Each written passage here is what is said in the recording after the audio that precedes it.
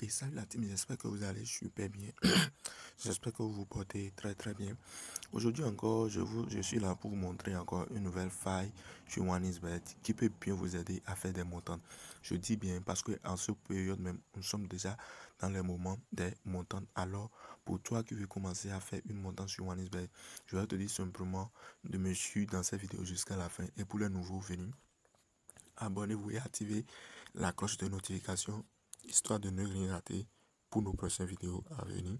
Car sur cette chaîne ici, je partage mes propres analyses techniques secrètes, mes failles et mes astuces. Vous pouvez bien les utiliser pour faire de l'argent en page sportive. Alors les gars, ici rapidement, ce que nous allons faire, on va directement sélectionner un événement du football ici parce qu'on ne va pas trop durer sur la vidéo. Est-ce que vous me suivez un peu? Alors, ici, on clique sur l'événement de West Ham contre Chelsea. Ou un peu. Je prends cet événement ici là. Ou un peu. Voilà.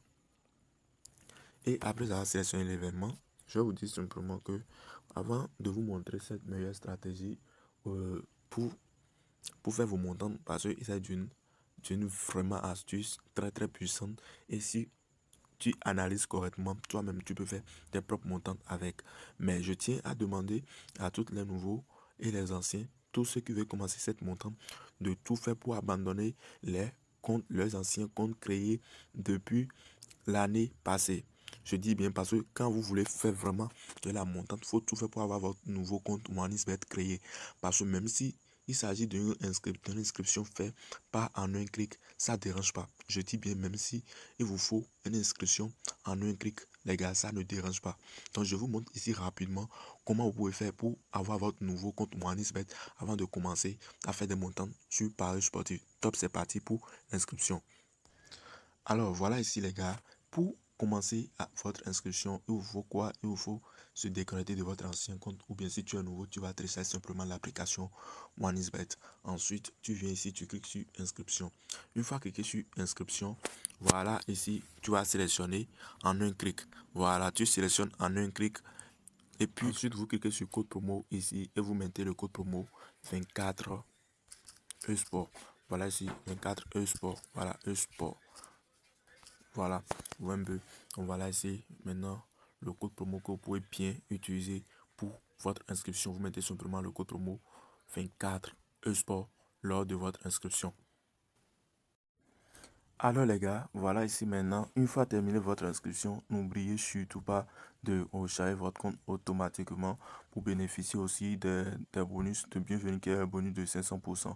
Alors les gars, une fois que l'inscription est faite, voilà, et tu veux commencer par exemple tes montants à partir de cette vidéo, voilà, tu cliques sur n'importe quel championnat de football, d'accord, mais il faut que ça soit des grands championnats, les événements que tu as bien analysés d'abord. Ensuite, tu vas directement tout en bas.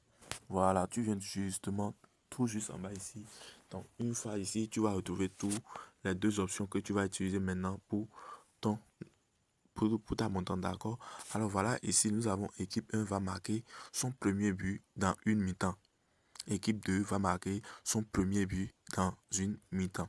Alors, prenons d'abord l'équipe 1. D'accord? Si vous prenez par exemple, si nous prenons ici par exemple équipe 1, ça nous dit quoi simplement? Premier but dans mi-temps numéro 1. D'accord? Ici, si vous prenez oui, donc ça veut dire l'équipe 1 doit marquer son premier but à la première mi-temps. Voilà un peu. Donc ici, premier but dans mi-temps numéro 2. Alors si vous prenez ceci, ça veut dire l'équipe 1 doit marquer sa première but à la deuxième mi-temps. Donc s'il marque sa première but à la première mi-temps, alors que vous, c'est cette option-là que vous avez pris, donc le coupon est perdu. D'accord? Voilà, ici maintenant, premier but dans mi-temps numéro 1, non. Alors si vous prenez ceci, et puis l'équipe 1 ne marque pas de but à la première mi-temps, il faut savoir que votre coupon est validé, est gagné. Même s'il marque aucun but dans l'événement, déjà que le premier mi-temps est terminé sans qu'il marque pas de but, il faut savoir que votre coupon est déjà validé. Alors prenons cette cas, c'est la même chose. D'accord? Si il marque de but à la première mi-temps ou pas, et à la deuxième mi-temps, il ne marque rien du tout, donc votre coupon est validé. D'accord? Donc, si il marque de but à la première mi-temps, votre coupon est validé.